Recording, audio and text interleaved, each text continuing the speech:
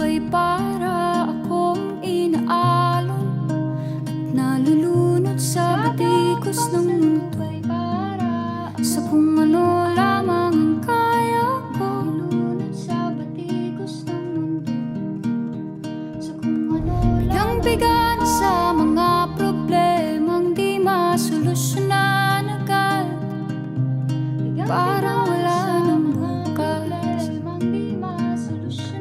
Pwede bang umiwas? Hinahanap ang sarili, ngunit di nakakayanan sa ligaw na dinadaanan ko. Saan na to patungo? Saan ako patungo? Saan na to patungo? Dahan-dahan